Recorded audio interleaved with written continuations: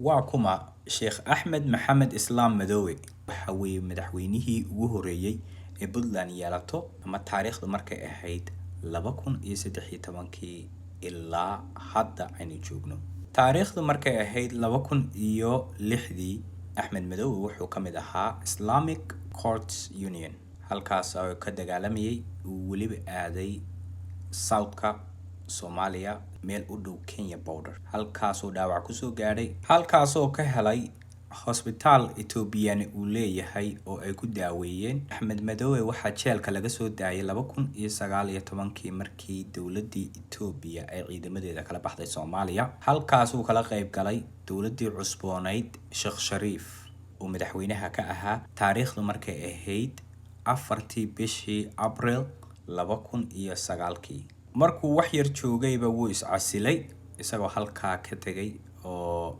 dawladii Sheikh Sharifna u sheegay in ay ka digtoonaadaan conspiracy-ga wadamada foreign-ka ah ay keenayaan isagoo halka iyo Jubaland u sii dhawaaday taariikhda markay ahayd 2009 ayuu wuxuu ku biiray Hizbul Islam halkaasoo Hizbul Islam iyo Al-Shabaab ay isku dagaashay lagana saaray Al-Shabaab Kismaayo 8 August 2013 Madowe wuxuu la saxiixay reconciliation ama wada heshiis agreement uu la saxiixay wuxuuna ku saxiixay magaalada Addis Ababa saad arkaysan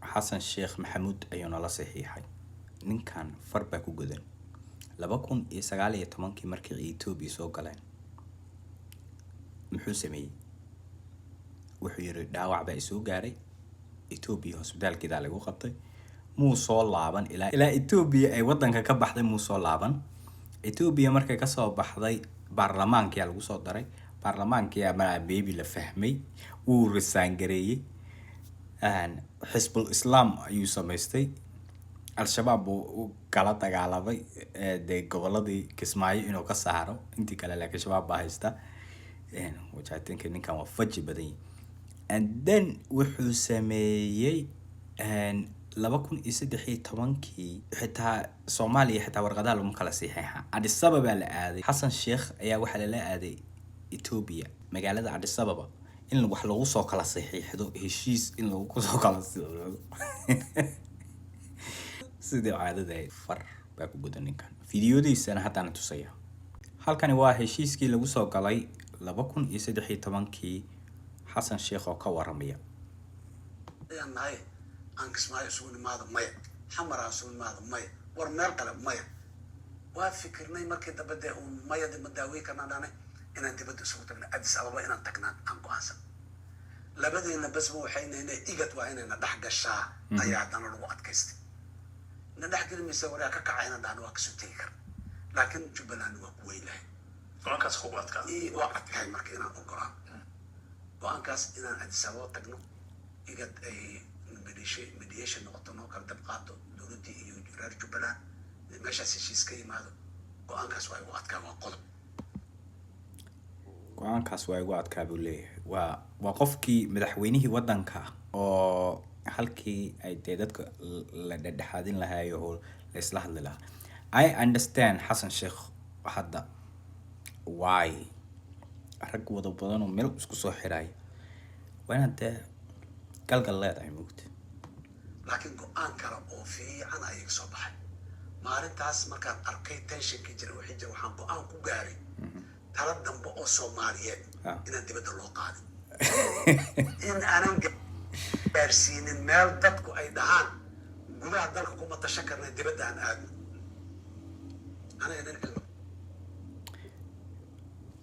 by the way clip kana rabinaan tuso clipyada kale aanu galayna aynu dhageysana Axmed Madowe ma garab u leeyahay mise garan ma laha wadankan buu ugu leeyahay ma bogsanin isku wad buu baahan yahay sharciga la dhowru baahan yahay sharciga lagu ilaalin kara lagu wada joogi kara ana ayni iyo qaacida shabaab sharci ku diiday ma aqbalayo inta Soomaaliya laga soo yeeri xaqaateen marka ha u hoggaansamay sharciga ku joogaan hadday ku joogi waayana sharciga qofku uu diido qof waliba meesha iridiisa loo banaynaya isagaa maraya. xilka wuxuu hayay 11 sano ilaa haddadaana lama bedelin. xasan sheekh oo 2 jeer la doortay, farmaajo hal mar yimid, intaba waa fadhiyaa. hadda doorashadii baa soo dhow in la doortay ahayd. wuxuu la qaylinayaa uu leeyahayna ma garanaysaa lama heshiinin. 2013 Ethiopia lagu soo heshiisiyey. xasan sheekh isagaa kaxiyey. Ethiopian aadanaa buu yiri, Ethiopian kusoo wada heshiinaynaa. war Kismaayo lagu yimaada la yiri. Kismaayo wuu diiday. xamar noogu yimo baa lagu yiri. xamar wuu diiday. ninkan farbaa ku godan. aan dhageysana clipka. aan ilaalina systemka naga dhaxeeya. waxaa la yiri war dastuur baan ku heshiinay doorashooyinkii kan haqaan baa tirtiga la isku soo cabiray dhan sida uu leeyahay 2020 wax shaqeynaya ma resource sharing iyo federalism iyo dastuur baa laga hadlay waxba kama jiraan. xagee la geeyay xagee lagu lisay ama yaa lagu xukumayo ma wixii shalay laga yimid baa dib loogu noqonayaa. ma wixii shalay laga yimid baa dib loogu noqonayaa. qabyaalad balkaas oo gelinaya moogta iyo daaroodow buleeyay moogta. qofka Soomaaliga ah marka wuxuu hirgeli waayaan shaarar fara badan buu soo gashtay.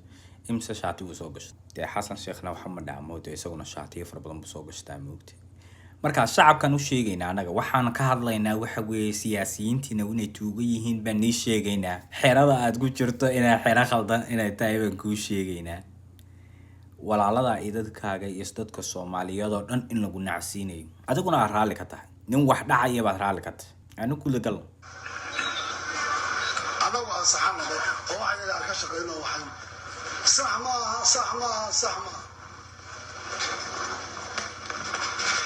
waa in loo hoggaansamo la wada tashado boorto way bisishahay caabuq baa saaran Kismaayo idinku filan tijaabo kullu waa isku wada dhigtay. waa sida kaliya dadka lagu hayn karo in la sameeyo cadow aanan jirin. kamsar baan ugu soo tuus yaa halkaan uga timid basal baan ugu soo socda hawiyaan ugu soo socda saaq baan ugu soo socda daaro dalkan Maraykan baan ugu soo duulay Ethiopia Russia China wax qabad ma jiro moogta. aqliga waxa weey aqliga basada ay qabaan moogta. dadka ay loogu sheekeeyo weey hadhowba iyagoo xanuunsanaya Facebook-na loo soo dhigay. dadkan iyagoo xanuunsanaya Facebook la soo dhigaya qof insaas yar taqad waa faraan qof dhibaatos qof liita Facebook baa la soo wada dhigay. hadhowna inaad arkay wule ka daaro waa daaro khatar baa soo baxay baad moogta. kusoo sidii bogsada baarla wadaayo wanaagsanaada marka kadib qof wali wuxuu doono sameyn karaa. wuxuu haystay 11 sano ayuu meesha haystay. clipkan kalaana tusaya aad ku tusaale qaadataan. su'aashan hadii la weydiin lahaa Axmed Madoobe muxuu ku jawaabi lahaa? The NRM Central Executive Committee, as far as I gather, your term expired and you're in office legally. True or false? That's so true. But your term expired. It expired, but it's renewable. You continue in the office and you organize elections. So are you in office legally or illegally? We are in the office legally.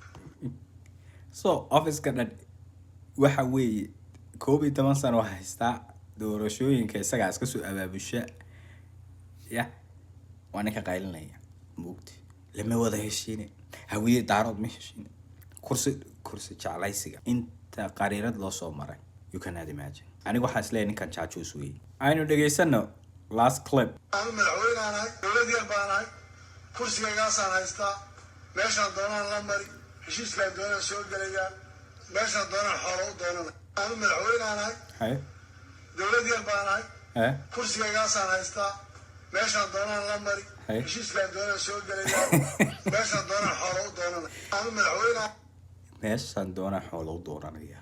sidii caadada ahayd halkan ayaan kusoo gabagabeynaynaa. assalaamu calaykum waraxmatullaahi wabarakaatu.